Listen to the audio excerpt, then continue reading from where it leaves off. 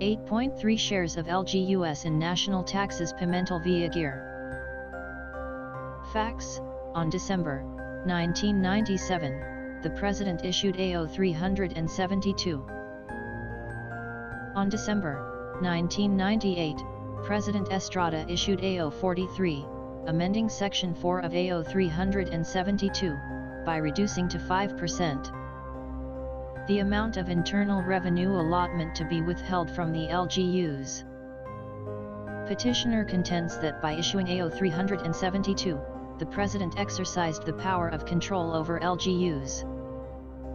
Moreover, withholding 10% of the IRA is in contravention of Sector 286 LGC and of Sector 6 Article X of the Constitution, providing for the automatic release to each of these units its share in the national internal revenue. The Solgen claims that AO 372 was issued merely as an exercise of the President's power of supervision over LGUs. Section 4 of Article X of the Consti confines the President's power over local governments to general supervision. This provision has been interpreted to exclude the power of control. In Mondano v. Silvosa, the SC contrasted supervision and control. Thus, supervision means overseeing or the power or authority of an officer to see that subordinate officers perform their duties. If the latter fail or neglect to fulfill them, the former may take such action or step as prescribed by law to make them perform their duties. Control, on the other hand, means the power of an officer to alter or modify or nullify or set aside what a subordinate officer has done in the performance of his duties and to substitute the judgment of the former for that of the latter. In Dryland v. Lim, the difference between control and supervision was further delineated. Officers in control lay down the rules in the performance or accomplishment of an act. If these rules are not followed, they may, in their discretion, order the act undone or redone by their subordinates or even decide to do it themselves. On the other hand, supervision does not cover such authority. Supervising officials merely see to it that the rules are followed, but they themselves do not lay down such rules, nor do they have the discretion to modify or replace them. If the rules are not observed, they may order the work done or redone, but only to conform to such rules. They may not prescribe their own manner of execution of the act. Thus, members of the cabinet and other executive officials are merely alter egos of the President. As such, they are subject to the power of control of the President, at whose will and behest they can be removed from office, or their actions and decisions changed, suspended, or reversed. In contrast, the heads of political subdivisions are elected by the people. By constitutional fiat, they are subject to the President's supervision only, not control, so long as their acts are exercised within the sphere of their legitimate powers. Hand in hand with the constitutional restraint on the President's power over local governments is the state policy of ensuring local autonomy. In Gonzan v. Court of Appeals, we said that local autonomy signified a more responsive and accountable local government structure instituted through a system of decentralization. The grant of autonomy is intended to break up the monopoly of the national government over the affairs of local governments. XXX not XXX to end the relation of partnership and interdependence between the central administration and local government units XXX. Paradoxically, local governments are still subject to regulation, however limited, for the purpose of enhancing self-government. Decentralization simply means the devolution of national administration, not power, to local governments. Local officials remain accountable to the central government as the law may provide. The difference between decentralization of administration and that of power was explained in detail in Limbana v. Mang-Ellen as follows. Now, autonomy is either decentralization of administration or decentralization of power. There is decentralization of administration when the central government delegates administrative powers to political subdivisions in order to broaden the base of government power and in the process to make local governments more responsive and accountable. and ensure their fullest development as self-reliant communities and make them more effective partners in the pursuit of national development and social progress. At the same time, it relieves the central government of the burden of managing local affairs and enables it to concentrate on national concerns. The President exercises general supervision over them, but only to ensure that local affairs are administered according to law. He has no control over their acts in the sense that he can substitute their judgments with his own. Under the Philippine concept of local autonomy, the national government has not completely relinquished all its powers over local governments, including autonomous regions. Only administrative powers over local affairs are delegated to political subdivisions. The purpose of the delegation is to make governance more directly responsive and effective at the local levels. In turn, economic, political and social development at the smaller political units are expected to propel social and economic growth and development. But to enable the country to develop as a whole, the programs and policies effected locally must be integrated and coordinated towards a common national goal.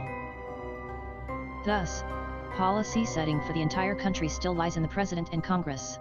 As we stated in McTages v. Price Properties Corp., Inc., municipal governments are still agents of the national government. Issue 1 Section 1 of AO 372, insofar as it directs LGUs to reduce their expenditures by 25% is valid. Held yes ratio. Under existing law, LGU, in addition to having administrative autonomy, enjoy fiscal autonomy as well. Fiscal autonomy means that local governments have the power to create their own sources of revenue in addition to their equitable share in the national taxes released by the national government, as well as the power to allocate their resources in accordance with their own priorities. It extends to the preparation of their budgets, and local officials in turn have to work within the constraints thereof. They are not formulated at the national level and imposed on local governments, whether they are relevant to local needs and resources or not. Hence, the necessity of a balancing of viewpoints and the harmonization of proposals from both local and national officials, who in any case are partners in the attainment of national goals. Local fiscal autonomy does not, however, rule out any manner of national government intervention by way of supervision, in order to ensure that local programs, fiscal and otherwise, are consistent with national goals. Significantly, the President, by constitutional fiat, is the head of the Economic and Planning Agency of the government, primarily responsible for formulating and implementing continuing, coordinated and integrated social and economic policies, plans and programs for the entire country. However, under the Constitution, the formulation and the implementation of such policies and programs are subject to consultations with the appropriate public agencies, various private sectors, and local government units. The President cannot do so unilaterally. There are therefore several requisites before the President may interfere in local fiscal matters: an unmanaged public sector deficit of the national government, consultations with the presiding officers of the Senate and the House of Representatives and the presidents of the various local leagues, and the corresponding recommendation of the secretaries of the Department of Finance, Interior and Local Government, and Budget and Management. Furthermore, any adjustment in the allotment shall in no case be less than 30% of the collection of national internal revenue taxes of the third fiscal year preceding the current one. While the wordings of Section 1 of AO 372 have a rather commanding tone, and while we agree with petitioner that the requirements of Section 284 of the LGC have not been satisfied, we are prepared to accept the Solicitor General's assurance that the directive to identify and implement measures XXX that will reduce total expenditures XXX by at least 25% of authorized regular appropriation is merely advisory in character, and does not constitute a mandatory or binding order that interferes with local autonomy. The language used, while authoritative, does not amount to a command that emanates from a boss to a subaltern. Rather, the provision is merely an advisory to prevail upon local executives to recognize the need for fiscal restraint in a period of economic difficulty. Indeed, all concerned would do well to heed the President's call to unity, solidarity, and teamwork to help alleviate the crisis. It is understood, however, that no legal sanction may be imposed upon LGUs and their officials who do not follow such advice. It is in this light that we sustain the Solicitor General's contention in regard to Section 1. Issue 1. Withholding a part of LGU's IRA is valid. Held no ratio. Section 4 of AO 372 cannot, however, be upheld. A basic feature of local fiscal autonomy is the automatic release of the shares of LGUs in the national internal revenue. This is mandated by no less than the Constitution. The LGC specifies further that the release shall be made directly to the LGU concerned within 5 days after every quarter of the year and shall not be subject to any lien or holdback that may be imposed by the national government for whatever purpose. As a rule, the term shall is a word of command that must be given a compulsory meaning. The provision is, therefore, imperative. Section 4 of AO 372, however, orders the withholding, effective January 1, 1998, of 10% of the LGU's IRA pending the assessment and evaluation by the Development Budget Coordinating Committee of the emerging fiscal situation in the country. Such withholding clearly contravenes the Constitution and the law. Although temporary, it is equivalent to a holdback, which means something held back or withheld, often temporarily. Hence, the temporary nature of the retention by the national government does not matter. Any retention is prohibited. In sum, while Section 1 of AO 372 may be upheld as an advisory effected in times of national crisis, Section 4 thereof has no color of validity at all. The latter provision effectively encroaches on the fiscal autonomy of local governments.